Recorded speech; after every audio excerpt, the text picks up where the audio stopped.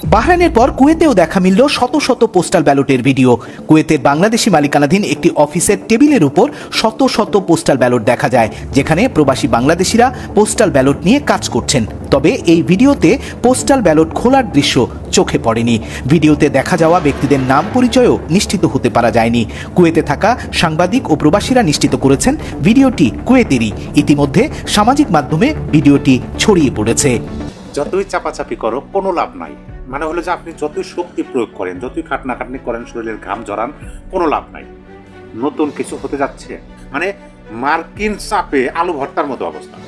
এই বাংলাদেশে আওয়ামী লীগ নির্বাচন যারা করবে তাদের ইতিহাসে কোথায় স্থান হবে আপনি বুঝতে পারেন না। ডক্টর ইউনূস ঠিকই বুঝতেছেন। শেখ হাসিনা যেই সরকারের কাছে যে অনানুষ্ঠানিক যে একটি বার্তা দিয়েছেন যে নো ভোট নো ভোট, সেটি নিয়ে ফাইনাল যে চূড়ান্ত বার্তা, অর্থাৎ ব্যালটে যদি নৌকা না থাকে তাহলে কিছুতেই ভোট অনুষ্ঠিত হতে দেবে না আওয়ামী লীগ, এবং সেই নির্বাচনে কড়া পাহারায় রাখবে আওয়ামী লীগের সমর্থকেরা। সকল দলের অংশগ্রহণ ছাড়া নির্বাচন কোনো রকম ইনক্লুসিভ না, তাই সকল দলের অংশগ্রহণ একটি ইনক্লুসিভ নির্বাচন করার জন্য জাতিসংঘ আগে থেকে বলে আসছে, এবং আমেরিকার কংগ্রেসম্যান যারা আছে তারাও ক্লিয়ারলি বলে দিয়েছে যে বড় দল যারা আছে সে সকল দলের অংশগ্রহণে যদি নির্বাচন না হয় সে নির্বাচন গ্রহণযোগ্য হবে না, এবং গণতান্ত্রিক প্রক্রিয়ায় সে নির্বাচনকে ধরা যাবে না। আসসালামু আলাইকুম দর্শক, সিগন্যাল ভিডিও চ্যানেলের নতুন একটি গুরুত্বপূর্ণ নিউজ ভিডিও নিয়ে আপনাদের মাঝে হাজির হলাম। প্রিয় দর্শক, বাংলাদেশের বর্তমান রাজনৈতিক প্রেক্ষাপট জানতে যারা এই ভিডিওটিতে ক্লিক করেছেন তাদের সবাইকে বলবো আপনারা ধৈর্য সহকারে পুরো ভিডিওটি দেখতে থাকুন, কারণ এই ভিডিওটিতে এমন কিছু তথ্য শেয়ার করা হয়েছে যা জানলে আপনারা অবাক হবেন। প্রিয় দর্শক, ইতিমধ্যে আপনারা অনেকগুলো ভিডিওর অংশবিশেষ দেখে নিয়েছেন এবং আশা করি দেখেই বুঝতে পেরেছেন আজকের ভিডিওটি কতটি গুরুত্বপূর্ণ এবং আকর্ষণীয় হতে চলেছে। এখনো যারা আমাদের চ্যানেলটি সাবস্ক্রাইব করেননি তাদের সবাইকে বলবো আমাদের চ্যানেলটি সাবস্ক্রাইব করে পাশে থাকা বেল আইকনটি অন করে দিবেন, আর যারা ইতিমধ্যে সাবস্ক্রাইব করেছেন তাদেরকে অসংখ্য ধন্যবাদ। তো প্রিয় দর্শক, চলুন আর কথা বাড়াবো না, একটি লাইক দিয়ে মূল ভিডিওতে যাওয়া যাক। বাহরাইনের পর কুয়েতেও দেখা মিলল শত শত পোস্টাল ব্যালটের ভিডিও। কুয়েতের বাংলাদেশি মালিকানাধীন একটি অফিসের টেবিলের উপর শত শত পোস্টাল ব্যালট দেখা যায়, যেখানে প্রবাসী বাংলাদেশিরা পোস্টাল ব্যালট নিয়ে কাজ করছেন। তবে এই ভিডিওতে পোস্টাল ব্যালট খোলার দৃশ্য চোখে পড়েনি। ভিডিওতে দেখা যাওয়া ব্যক্তিদের নাম পরিচয়ও নিশ্চিত হতে পারা যায়নি। কুয়েতে থাকা সাংবাদিক ও প্রবাসীরা নিশ্চিত করেছেন ভিডিওটি কুয়েতেরই। ইতিমধ্যে সামাজিক মাধ্যমে ভিডিওটি ছড়িয়ে পড়েছে।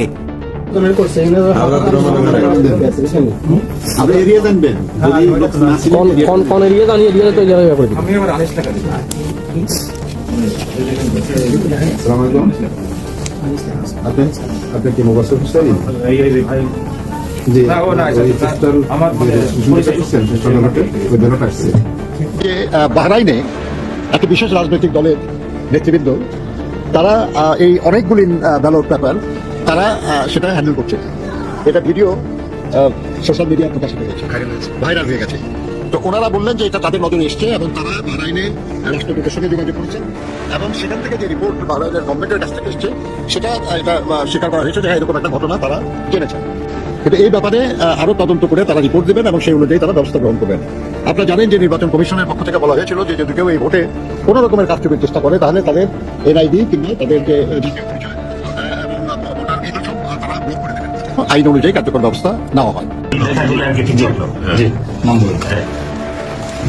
বাহরাইনে যেই নেক্কারজনক ঘটনা ঘটে গেল, আমাদের বাংলাদেশের নির্বাচন কমিশনার এটা কি বলবে?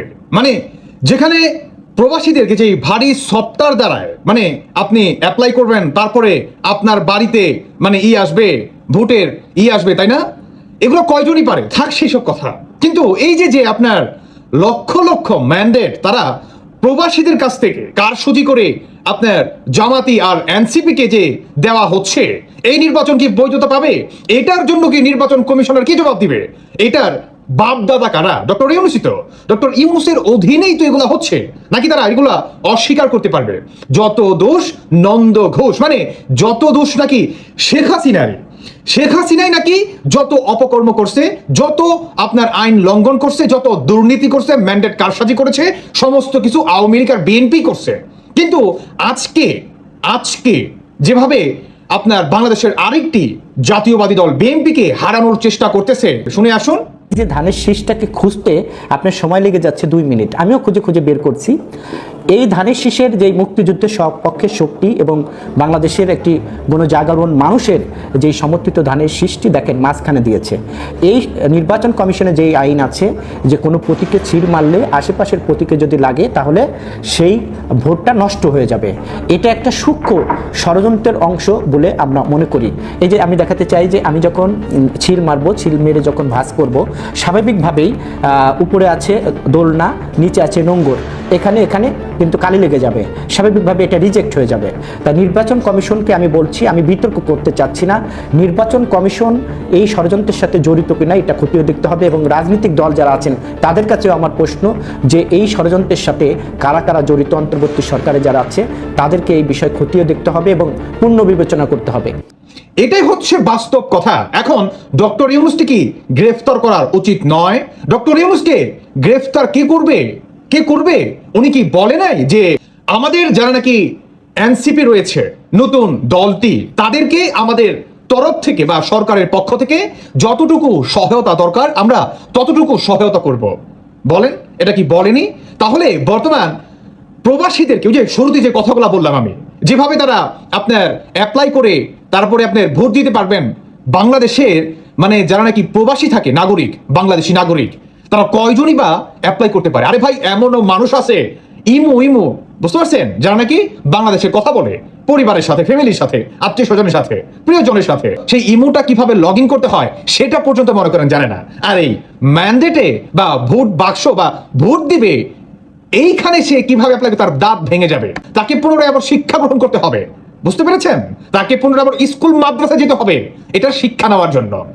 এগুলা কেন? এই সরকার কি জবাব দিতে পারবে? ডক্টর ইউনূসকে কি গ্রেফতার করা উচিত নয়? ম্যান্ডেট কি বর্তমান কারসাজি হচ্ছে না? গণভোটের মাধ্যমে বাংলাদেশটা বিকৃত করে দিচ্ছে। কোন সরকার কি নিজে বলতে পারে যে আপনারা হামার্কায় ভোট দিন বা হামার্কে আপনারা সিগনেচার করুন? কিন্তু ডক্টর ইউনূস তো এগুলা বলতেছে। দেখে আসুন তার ছবিটা, স্পষ্ট ভাষায় তিনি বলতেছে আপনারা হামার্কায় ভোট দিন। এখন এই হামার্কায় যদি আপনি সিগনেচার দেন বা টিক চিহ্ন দেন, তাহলে কি হবে জানেন? কি হবে? আপনি যে বাংলাদেশটা মানে ৭১কে মানেন না, ৭২-এর সংবিধান আপনি মানেন না, মুক্তিযুদ্ধ আপনি মানেন না, এটাই হচ্ছে তার সবচেয়ে বড় প্রমাণ। দেখেন নাই, শুধু শুধু বলা হচ্ছে তো দাদাকে মতো হ্যাঁ ভোট দেন। কিসে হ্যাঁ ভোট দিচ্ছি? দেশ বিক্রি করার জন্য হ্যাঁ ভোট দিচ্ছি, নাকি আমি আমার যে স্বপ্নের রাষ্ট্র সেটা গড়ার জন্য হ্যাঁ ভোট দিচ্ছি? এটা আমাকে বুঝাইতে হবে না? এখন আপনি কি এটা মানেন না? এটাকে আপনি মানেন না? আর যদি আপনি না দেন তাহলে কি হবে জানেন? আপনি তাদের করা যেই আইন সেটি আপনি মানেন না। আপনি মানেন ৭১, আপনি মানেন বাংলাদেশ স্বাধীন হয়েছে ৩০ লক্ষ মা বোনদের শহীদের বিনিময়, আপনি সেটা মানেন। আর যদি আপনি সেটা মেনে থাকেন তাহলে আপনাকে নাতে সিগনেচার বা টিক চিহ্ন দিতে হবে। এটাই হচ্ছে বর্তমান।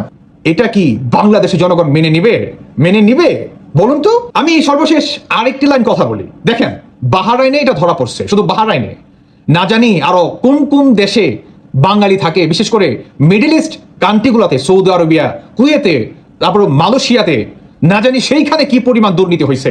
কাজেই তারা মনে করেন আপনার যে অ্যাপ্লিকেশন আপনি করার মাধ্যমে আপনি ভোট দিতে পারবেন, সেটাতে এত হার্ড করে তারা তৈরি করছে সফটওয়্যার, বুঝতে পেরেছেন? যাতে যারা নাকি মূর্খ মানুষ, যারা নাকি মূর্খ প্রবাসী, মোবাইল সম্বন্ধে তাদের ওই ধরনের কোনো জ্ঞান রাখে না, তারা যাতে ভোট না দিতে পারে, আর তাদের ভোটগুলাই যাতে তারা দুর্নীতি করে জামাত আর এনসিপিকে বিজয় করতে পারে।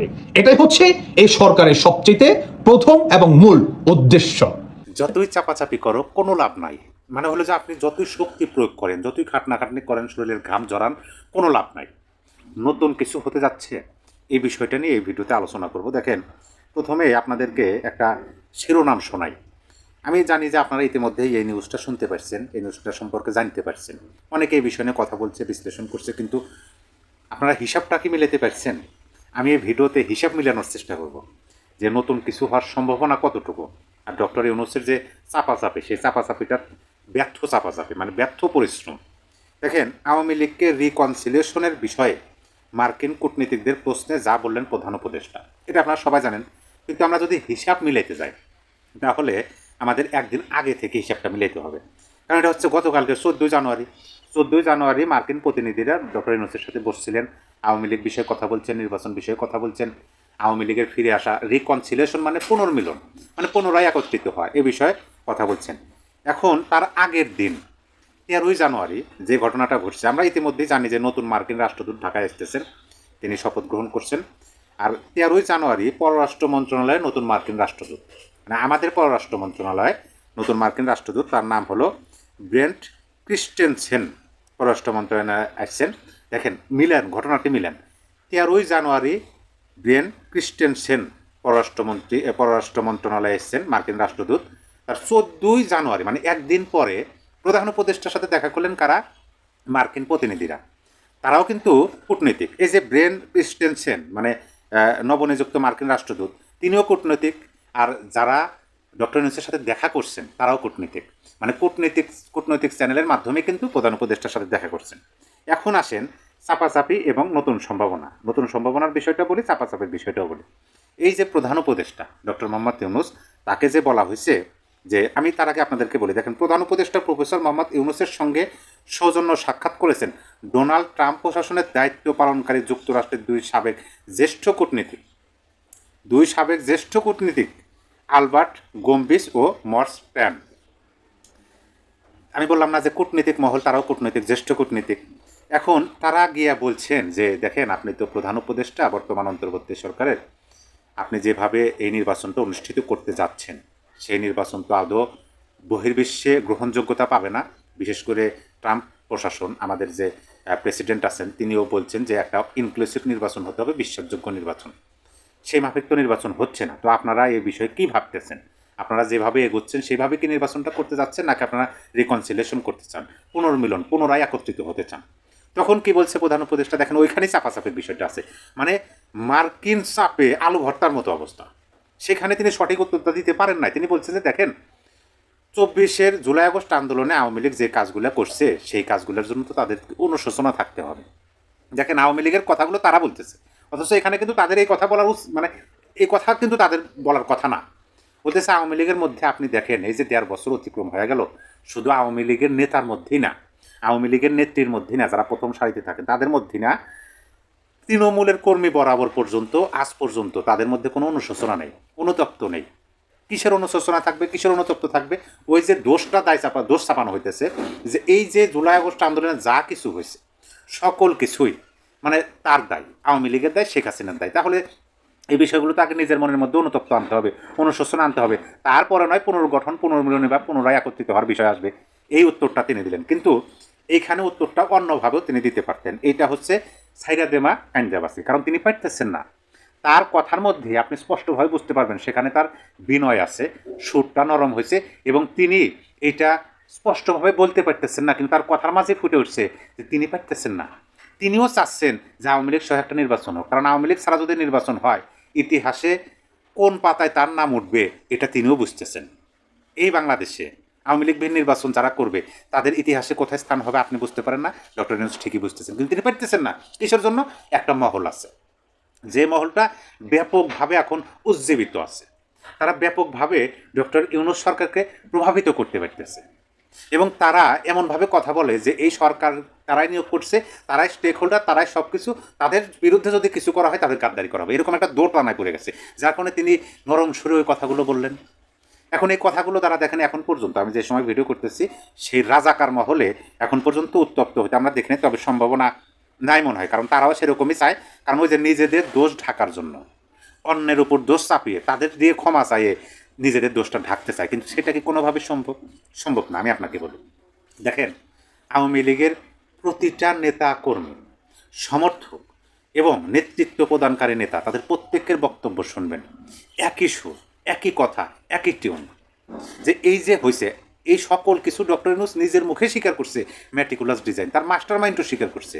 তাহলে তারা যদি ম্যাটিকুলাস ডিজাইনের মাধ্যমে সকল কিছু করে থাকেন, এবং তার প্রমাণও তারা করছেন, কিভাবে প্রমাণ করছেন?